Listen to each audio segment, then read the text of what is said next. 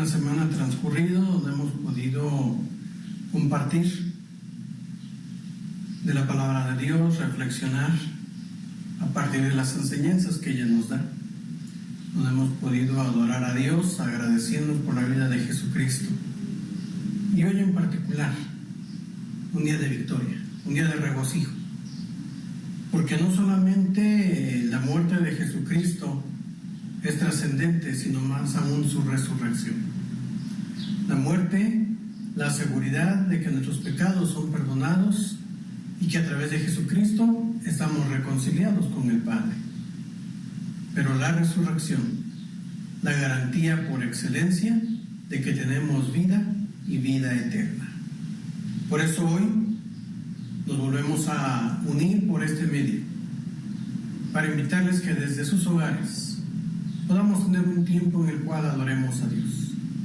Agradezcamos con gozo por lo que Él nos ha dado, por su perdón, pero también por la certeza de la vida eterna. La Iglesia Emanuel nuevamente saluda a cada uno, deseando que ese tiempo puedan unirse con nosotros y sea un tiempo también de edificación para sus vidas. Nuestro Dios y Padre, te damos gracias porque nos permites el día de hoy el poder adorar tu nombre. Gracias porque no hay ninguna circunstancia que nos pueda detener de glorificarte. Menos cuando podemos saber que por tu bondad somos tus hijos, hemos sido perdonados, pero que también tenemos vida eterna y que la resurrección de Jesucristo, lo cual en este día de manera especial recordamos, nos da las garantías de esa vida que tú has prometido a todo el que cree en ti. Por ello, Señor, hoy te alabamos, glorificamos con gratitud tu nombre. Rogamos que seas tú quien en tu bondad reciba nuestra alabanza, que seas tú quien se goce, Señor, por la gratitud que hay en nuestro corazón. En el nombre de Cristo Jesús, dedicamos este tiempo para ti. Amén.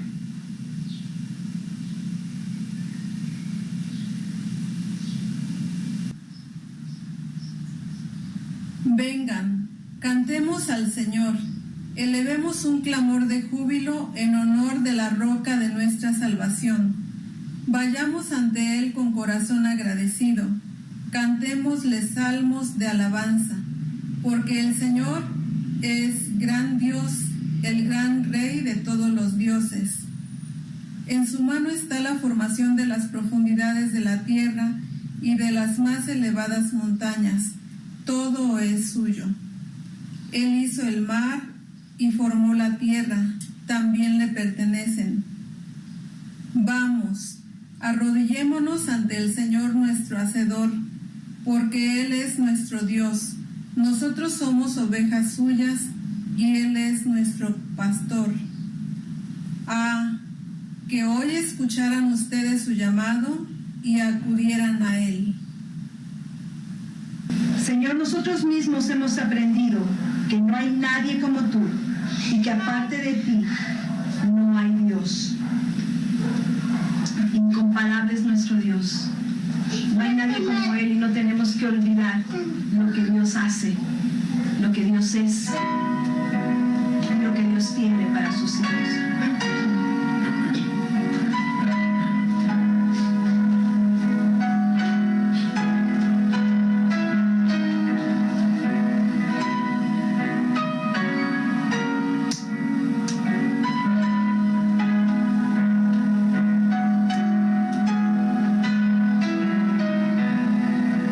Dios de mi corazón.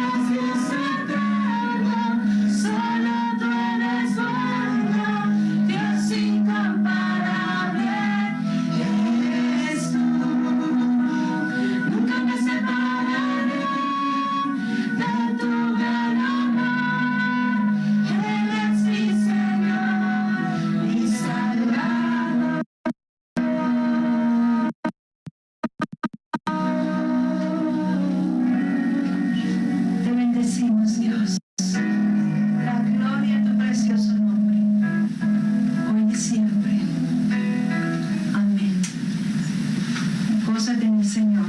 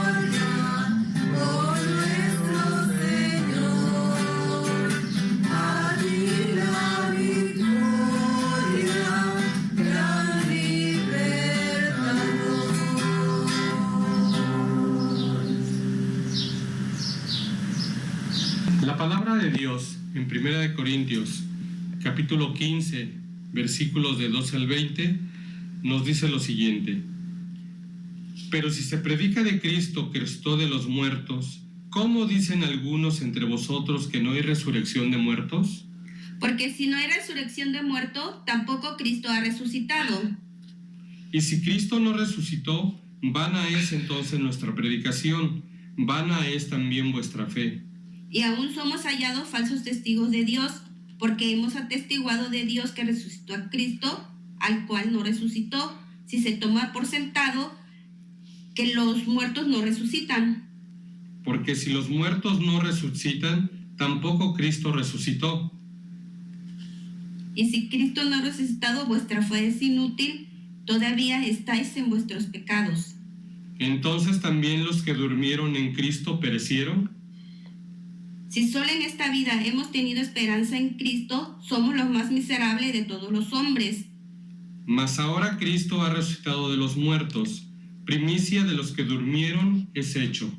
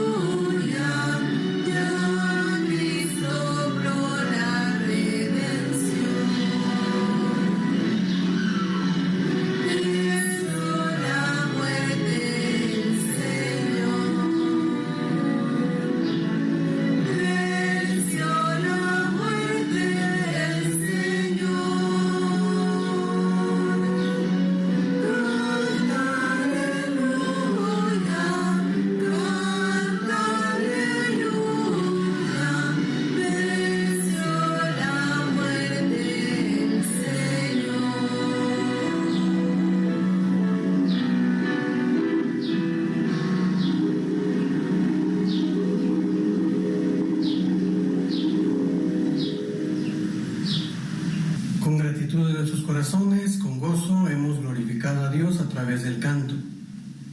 Ahora también, a través de la palabra, escuchemos lo que Dios ha de decirnos, lo que Él quiere revelar a nuestras vidas. Pongamos también atención, que todo nuestro sentido, nuestros oídos estén atentos a escuchar la voz de nuestro Dios. Buenos días, amados hermanos. Es un gusto poderles saludar y le doy gracias al Señor que nos permite tener estos medios mediante los cuales podemos comunicarnos, alabar juntos al Señor y poder meditar en su palabra en esta preciosa mañana. Quiero que leamos juntos la palabra del Señor en el Evangelio de Lucas, el capítulo 24. Vamos a leer los versos del 1 al 9. Yo espero que cada uno en nuestras casas estemos utilizando nuestras Biblias y podamos juntos leer este pasaje. Lucas 24, de los versículos 1 al 9. Y la palabra del Señor dice así: El primer día de la semana, muy de mañana, vinieron al sepulcro, trayendo las especias aromáticas que habían preparado, y algunas otras mujeres con ellas. Y hallaron removida la piedra del sepulcro, y entrando, no hallaron el cuerpo del Señor Jesús.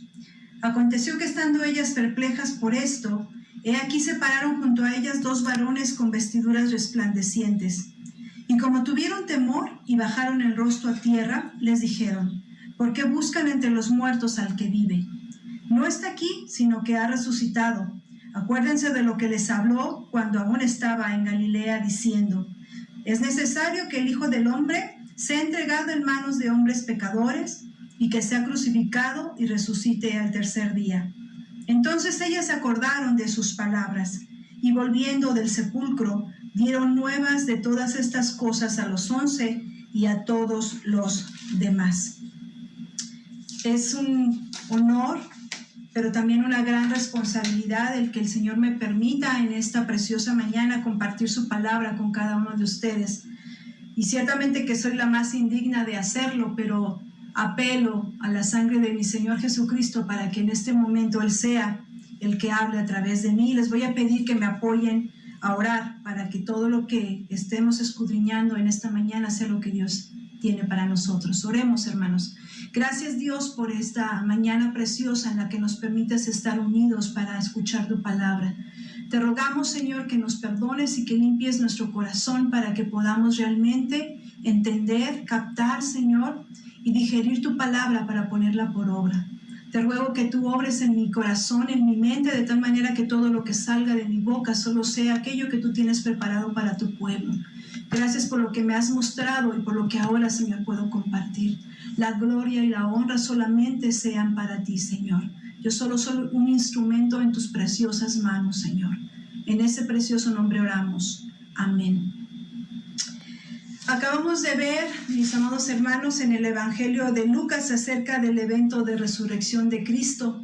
Allí estos dos varones hablan con las mujeres y en el versículo 7 les recuerdan las palabras del Señor Jesús de lo que tenía que suceder con Él después de ese tiempo. Y dice el versículo 7, es necesario que el Hijo del Hombre sea entregado en manos de hombres pecadores y que sea crucificado y resucite al tercer día.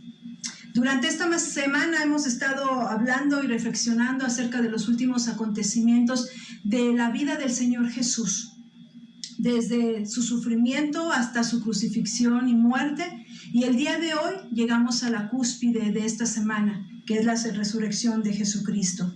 Este hecho sorprendente y maravilloso está relatado perfectamente bien en los 4 evangelios, y cada evangelio está relatado de la manera en que cada uno de sus autores lo ve.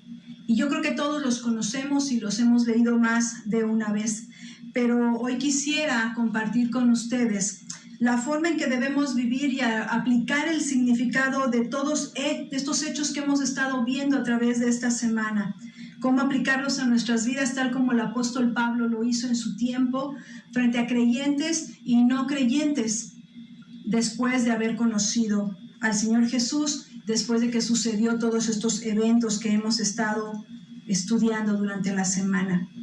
Y eso quiero que lo veamos en el capítulo 26 del libro de Hechos. Y voy a darles solamente un resumen, ustedes léanlo en casa, todo el capítulo completo, pero quiero compartirles nada más lo que sucede antes de que lleguemos al verso que quiero que estemos estudiando en esta mañana. Y Pablo ha sido encarcelado, Pablo ha sido tomado preso por compartir el evangelio, es llevado ante Festo, Festo no encuentra forma para dañar a Pablo y entonces se presenta delante de Agripa, el rey Agripa, y hacen todo un tribunal con gente de la jerarquía de ese tiempo y se presenta Pablo delante de ellos. Y Pablo lo único que hace es presentar y compartir el evangelio de Jesucristo de una manera sencilla y clara. Y empieza Pablo hablando de su vida antes de conocer a Jesús. Y él dice que es un judío fariseo, perseguidor de la iglesia. Inmediatamente él narra de una manera muy simple y muy sencilla cómo Jesús se le presenta y cómo conoce al Cristo resucitado. Y después de esto termina hablando de cómo ha sido transformada su vida después de que ahora se convierte en un fiel seguidor de Jesucristo. Y entonces esto que es tan sencillo aparece en este capítulo y prácticamente termina este discurso Pablo con el versículo en el versículo 23, obviamente continúa hasta el versículo 32, pero el versículo 23 quiero que lo leamos juntos de Hechos 26, y dice la palabra del Señor, que el Cristo había de padecer y ser el primero de la resurrección de los muertos para anunciar luz al pueblo y a los gentiles.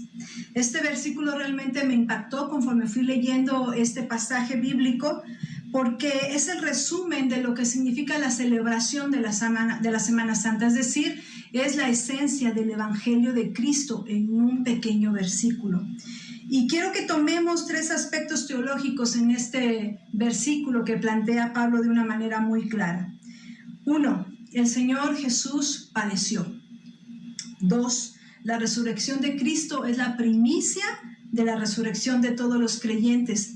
Y 3, estas noticias son para que sean anunciadas y dar luz a todos. Quiero que veamos un poquito más profundo cada uno de estos aspectos y vamos a comenzar con la frase que dice que el Señor Jesús padeció.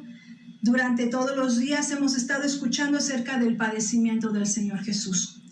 Y Él padeció mucho antes de entrar a Jerusalén. Dice el pasaje de Lucas 19:41, no lo vamos a leer, ustedes medítenlo después, pero dice que el Señor Jesús desde lejos vio la ciudad y lloró. Lloró por ella porque Él sentía en su corazón ese dolor tan grande por el pecado que había en el hombre y la necedad que había en esos corazones de no entender que la salvación había llegado. Así es que desde ahí comienza el sufrimiento del Señor Jesús, porque le duele que la ciudad no haya entendido que la salvación y el reino de Dios ya estaba ahí. En Mateo 20, del 18 al 19, todavía no está en la ciudad del Señor Jesús y se dirige a sus 12 discípulos. Y dice así, en Mateo 20, 18 y 19, dice, el Hijo del Hombre será entregado a los principales sacerdotes y a los escribas, y le condenarán a muerte y le entregarán a los gentiles para que le encarnezcan, le azoten y le crucifiquen. Tenemos que decir que la muerte de Jesús es una muerte anunciada, es una muerte que estaba revelada y profetizada muchísimos años antes de que Jesús naciera por muchos profetas. Y vamos a ver solamente uno de ellos, que yo creo que todos conocemos este pasaje. Les voy a pedir que veamos Isaías 53, los versículos 4 y 5. Y este pasaje es característico de la profecía de la muerte del Señor Jesucristo. Y yo creo que muchos de nosotros incluso lo sabemos de memoria. Y quiero que lo leamos juntos. Y dice desde el verso 3, despreciado y desechado entre los hombres, varón de dolores, experimentado en quebranto, como que escondimos de él el rostro, fue menospreciado y no lo estimamos. Ciertamente llevó él nuestras enfermedades y sufrió nuestros dolores, y nosotros le tuvimos por azotado, por herido de Dios y abatido. Mas el herido fue por nuestras rebeliones, molido por nuestros pecados. El castigo de nuestra paz fue sobre él, y por su llaga fuimos nosotros curados. Todo este pasaje nos muestra el sufrimiento que tenía que padecer el Señor Jesucristo. Él sufrió toda clase de dolor. Sufrió traición, sufrió desprecio, sufrió abandono, sufrió burlas, el dolor físico intenso debido a los golpes, a los azotes, al cargar la cruz. Finalmente llega a la cruz y es un dolor indescriptible. Yo creo que ninguno de nosotros podría ni siquiera imaginarse cómo era ese dolor. Y finalmente ahí en la cruz también sufre el abandono de su Padre y finalmente la muerte. Pero saben que la muerte de Cristo, lo leíamos con el hermano Jogues el día viernes, fue la demostración del inmenso amor de Dios para el hombre, para ti y para mí. Y según lo hemos leído en Isaías, en el versículo 5 de Isaías que acabamos de leer, el sufrimiento que padeció Jesús fue para que nosotros fuéramos sanados. El mismo Jesús lo dijo, y creo que todos nosotros conocemos este pasaje tan hermoso en Juan 3:16 que dice: porque de tal manera amó Dios al mundo que ha dado a su Hijo unigénito para que todo aquel que en él crea no se pierda, sino que tenga vida eterna. Así es que tenía que ser entregado Jesús. No había nadie que pudiera pagar ese precio. Todos somos pecadores y nadie podía cubrir esa cuota.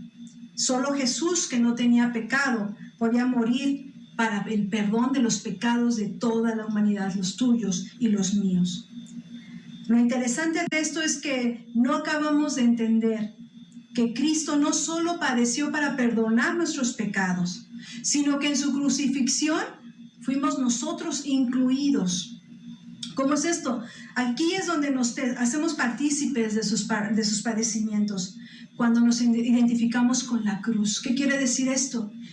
Que nosotros tenemos que sentir ese mismo dolor por nuestros pecados. Tenemos que sentirnos agonizando cuando estamos pensando que hemos ofendido el nombre del Señor, y tenemos que sentir ese dolor que Él sufrió en la cruz. Ahí es cuando nos identificamos con la cruz y tenemos que morir a eso. Solamente cuando nosotros entendemos ese dolor y lo sentimos y decidimos morir a eso y morimos al pecado es cuando somos libertados del poder del pecado. Si bien es cierto que el sacrificio de Cristo en la cruz es lo que permite que tus pecados y mis pecados sean perdonados, no es menos cierto que la obra de redención está incompleta solo con la muerte de Jesús. Y de hecho el apóstol Pablo nos dice en 1 Corintios 15:13, si tienes la oportunidad de buscarlo, que bueno, si no, te lo leo, y dice: y si no hay resurrección de muertos, entonces ni siquiera Cristo ha resucitado. Y si Cristo no ha resucitado, vana es entonces nuestra predicación y vana también es nuestra fe. Así es que vamos a entrar entonces al segundo planteamiento de lo que Pablo habla en el versículo 23 de Hechos 26. Y estamos hablando de la resurrección de Cristo como primicia de la resurrección de cada uno de nosotros como creyentes. ¿Por qué dice Pablo que es vana nuestra predicación si no enfatizamos la resurrección de Jesucristo? Estamos hablando que por un lado los discípulos y Pablo y todos ellos están predicando del Cristo resucitado. Y están predicando también de que las promesas que Cristo les hizo a todos ellos tenían que ser cumplidas. Y la garantía de eso era la resurrección de Cristo, que Él hubiera tenido el poder para levantarse de la muerte a la vida y dejar la tumba vacía. Esto es el meollo de la resurrección, la garantía de que Jesús cumplía sus promesas. Entonces todo lo demás que le había dicho iba a ser algo real. Sin embargo, muchos ponemos en un segundo plano la resurrección de Cristo, de manera consciente o inconscientemente. Y quiero que pongamos mucha atención cuando de manera consciente muchos afirman que Cristo no es el primero que resucitó. Así que tiene de extraordinario su resurrección. Es verdad, antes de Jesús ya habían resucitado otros personajes, y podemos recordar en el Antiguo Testamento la resurrección del hijo de la viuda de Sarepta que levantó de los muertos Eliseo. También podemos recordar la resurrección de Lázaro, hecha por el mismo Jesús, la resurrección de la hija de Jairo y otros más que fueron levantados de la muerte. Entonces, ¿por qué es tan importante la resurrección de Cristo? Y quiero que veamos algunos puntos para que podamos aclarar esta situación. Si alguien todavía tiene dudas de esto, o si alguien viene y nos pregunta, ¿por qué es tan importante?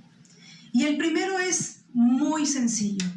Solamente Jesús resucitó para no morir de nuevo. Y quiero que veamos y que tomes nota en Romanos 6:9. Dice así: sabiendo que Cristo, habiendo resucitado de los muertos, ya no muere, la muerte no se enseñorea más de él.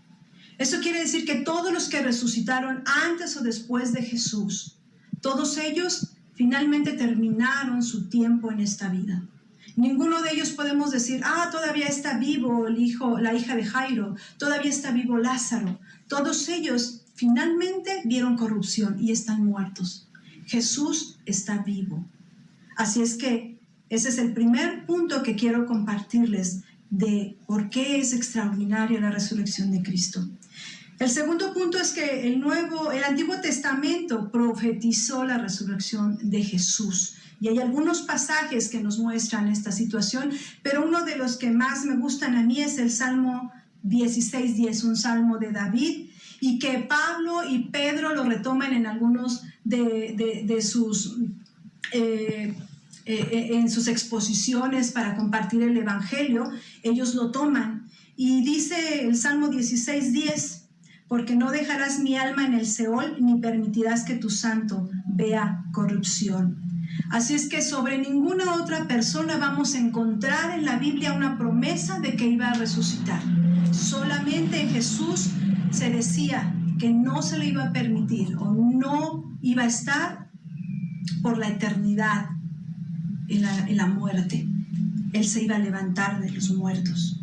Tercero, Jesús predijo el día preciso en que se iba a levantar de la tumba y luego cumplió esa predicción. Esto lo afirmó en varias ocasiones y yo creo que lo podemos recordar en varios pasajes en los diferentes evangelios, pero una de ellas quiero que la veamos en Mateo 16:21.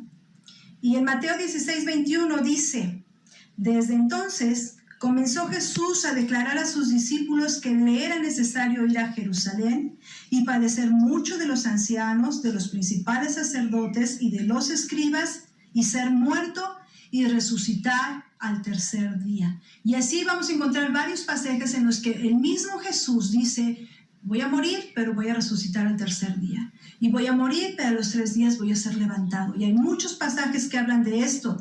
Y ciertamente nadie profetizó en cuanto al día exacto que se iba a levantar de los muertos, excepto Jesús. Y este conocimiento previo y profecía de su resurrección hace que esto sea un evento significativo. Jesús lo predijo, Jesús lo prometió y Jesús lo cumplió. La tumba está vacía. Y en cuarto y último lugar, con respecto a por qué es extraordinaria la resurrección de Jesús, es que fue precedida por una vida perfecta. Él sigue vivo, sin mancha, sin pecado, santo. Y quiero que veamos el pasaje que está en Hebreos 9:28, que a mí me encanta este pasaje, y queda muy clara la situación de la resurrección de Cristo y por qué es claro que Él sigue en perfecta santidad. Y dice: así también Cristo fue ofrecido una sola vez para llevar los pecados de muchos, y aparecerá por segunda vez. Y escuchen esto: sin relación con el pecado, para salvar a los que le esperan. Así es que Jesús fue levantado de los muertos con el propósito de llegar a ser Salvador, mediador y Rey. Y esto únicamente podía ser logrado si Él se mantenía en santidad. Y Él es Dios. Él es Dios, así es que se le mantuvo en santidad, sin pecado, sin mancha. Y con estos 4 simples puntos podemos aclarar por qué no es común y por qué no es como cualquiera la resurrección de Jesucristo. Ahora bien, también inconscientemente hemos dejado a un lado la resurrección de Cristo y Y hablo hemos dejado porque creo que todos hemos caído en esa situación en algún momento de nuestra vida. Siempre predicamos del amor de Dios a través del sacrificio de Cristo en la cruz. Hablamos de todo lo que padeció, de reconocer que lo hizo para rescate nuestro, que hay que arrepentirse, que hay que pedir perdón por nuestros pecados, y entonces podemos vivir bajo la voluntad de Dios. Pero continuamente olvidamos enfatizar que es el poder de la resurrección de Cristo el que cambia los corazones de las personas y que finalmente es lo que da la esperanza de la vida eterna. La resurrección, dice Pablo, y muy claramente lo podemos entender, es la garantía a cada una de las promesas que Cristo nos hizo. Podemos decir que es el amén, que es la cúspide, que es el clímax de la obra redentora del Padre. La resurrección de Cristo, sin ella no habría obra redentora. El sufrimiento, la muerte, pero la resurrección de Cristo es lo que cumple la obra redentora de Dios, el Evangelio de Cristo. Y ahora, al igual que Pablo, nosotros tenemos una esperanza que ofrecer al que muere, porque hay una vida que le espera. Hay una vida eterna y eventualmente una reunión en la que todos aquellos que hemos creído en lo que hizo Jesús, vamos a poder estar juntos disfrutando de la presencia de nuestro Dios. Y por último, vamos a ver el tercer aspecto teológico que marca Pablo en este pequeño versículo, y es que estas noticias son para ser anunciadas y dar luz a todos. Todo el sufrimiento de Cristo, su victoria sobre la muerte, es para llevar luz y libertad de las tinieblas a las naciones. Y esto ya estaba bien claro en el plan de Dios mucho antes de que Jesús viniera. Y lo podemos ver claramente en uno de sus profetas, en el profeta Isaías. Este profeta es de los que más me encantan, hablando acerca del Redentor. Y lo vamos a ver en Isaías 42, los versículos 6 y 7. Si tienes tu Biblia, búscalo porque es hermoso este pasaje. Isaías 42, 6 y 7. Dice así: el Señor dice, yo Jehová te he llamado en justicia, te sostendré por la mano, te guardaré y te pondré por pacto al pueblo, por luz de las naciones. ¿Y para qué es esto? ¿Para qué luz de las naciones? El versículo 7 dice, para que abras los ojos de los cielos, para que saques de la cárcel a los presos y de casas de prisión a los que moran en tinieblas. Pablo mismo comprendió en carne propia este evangelio, esta palabra dada a Isaías desde hace muchos años, mucho antes de que Jesucristo llegara a la tierra. Y esto lo comparte con ese tribunal que lo está juzgando. Cristo mismo se le presentó y lo llamó para una tarea portentosa y grandiosa. Y quiero que leamos el versículo 18 del capítulo 26 de Hechos, que es el que les resumí al principio de nuestra disertación. Y es muy parecido a lo que Isaías estaba hablando hace mucho tiempo antes de que el Señor Jesús y antes de que Pablo conociera al Cristo resucitado. Y dice así, Hechos 26, 18, para que abras sus ojos, para que se conviertan de las tinieblas a la luz y de la potestad de Satanás a Dios, para que reciban por la fe que es en mí perdón de pecados y herencia entre los santificados. La tarea grandiosa que Pablo tenía y que ahora es tuya y mía es esta. Tenemos que compartir el Evangelio de Cristo, el sufrimiento, la muerte y la resurrección de Cristo, para que los ojos de aquellos que están en tinieblas, aquellos que no pueden ver más allá de lo que el enemigo tiene frente a sus ojos, darles esa luz.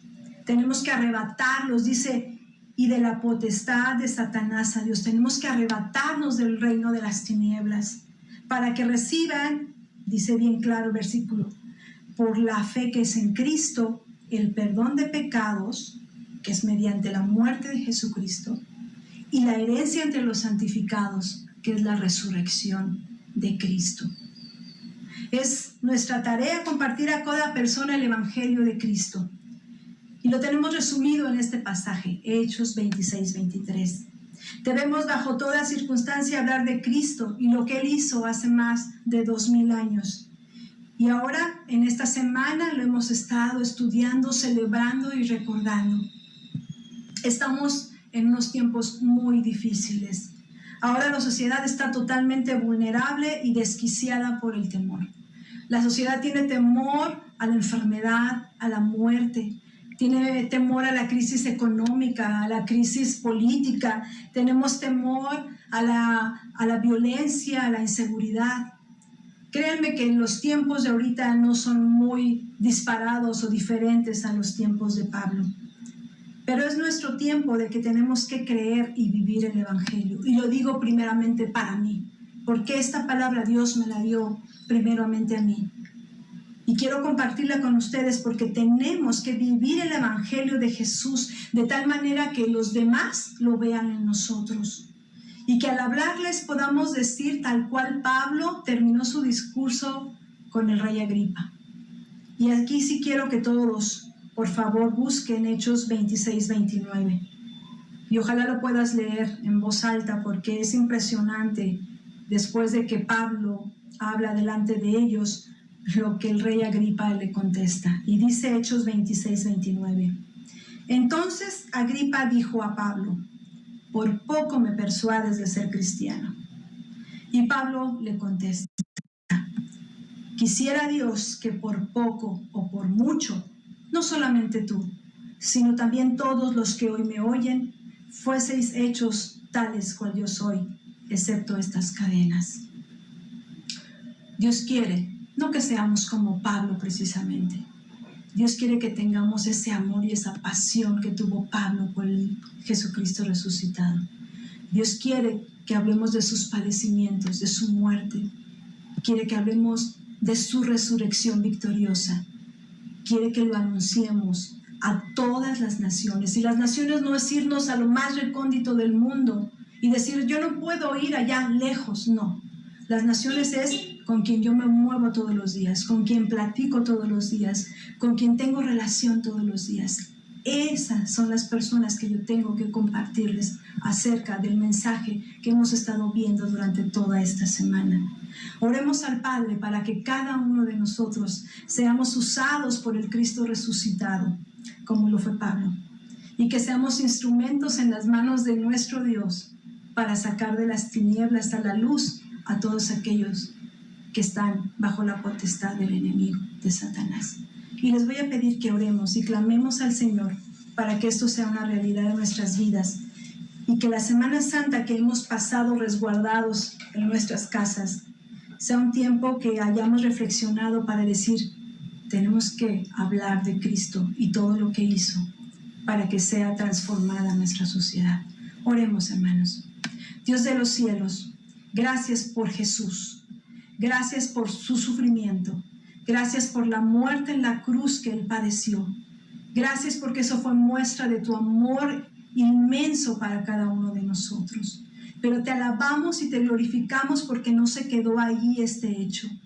Y tu obra se consumó en el momento en que tú, Señor, fuiste complacido por su obediencia y lo levantaste de los muertos en victoria. Y ahora Él está vivo. Y ahora eres el que nos da el poder para vivir una vida victoriosa. No una vida victoriosa teniendo todo lo que queremos o necesitamos, sino una vida victoriosa confiando y creyendo en que Jesús nos ha rescatado, en que Jesús nos ha dado vida eterna y que ahora podemos compartirla a los demás. Dios, perdónanos porque no lo hemos hecho. Yo soy la primera que digo, Dios, perdóname porque no he vivido totalmente el Evangelio de Cristo en mi vida. Y yo te ruego que cada uno de los que hemos podido escuchar este mensaje, Señor, entendamos que necesitamos vivir vidas realmente apegadas a tu palabra, apegadas a tu evangelio, de tal manera que podamos arrebatar de las manos del enemigo a todos aquellos, Señor, que tú has llamado para ser salvos, Padre. Mueve a tu iglesia, mueve a tu pueblo a ser instrumentos que lleven luz en las tinieblas, mi Dios. Te alabamos y te bendecimos por este precioso tiempo. En el nombre de Jesús, nuestro Señor, nuestro Salvador, el Rey de Reyes y el Señor de Señores. Amén. Dios les siga bendiciendo, hermanos. Hemos cantado a nuestro Padre, hemos escuchado también su palabra. Estamos por concluir este tiempo en el cual nos hemos unido para adorar a nuestro Dios. Pero la vida continúa. Que la certeza de un Jesucristo que resucitó y que vive nos anime y nos dé fortaleza para continuar nuestro caminar. Vivimos tiempos difíciles, angustiantes quizás para algunos, preocupantes, pero en medio de todo ello, confiemos ante todo de que tenemos un Dios que vive y que vive para siempre, un Dios en el cual podemos confiar, un Dios que si Él vive, podemos tener la certeza de afrontar el presente con paz, con el cuidado, con la bendición, con la dirección de nuestro Salvador. Que cada día nuestro caminar sea dependiendo de Él y que en medio de todo lo que ocurre en nuestro entorno podamos vivir con esa paz, con esa certeza de la vida plena que Dios nos ha dado a través de Cristo Jesús. Gracias por estar con nosotros, por unirse en este tiempo de alabanza a Dios. Que no sea la última vez, podamos, aún por esos medios, permanecer unidos en un mismo sentido de alabanza a nuestro Padre, a ese Padre que vive, a ese Dios único, vivo y verdadero, por el cual podemos estar seguros que hoy podemos vivir para siempre.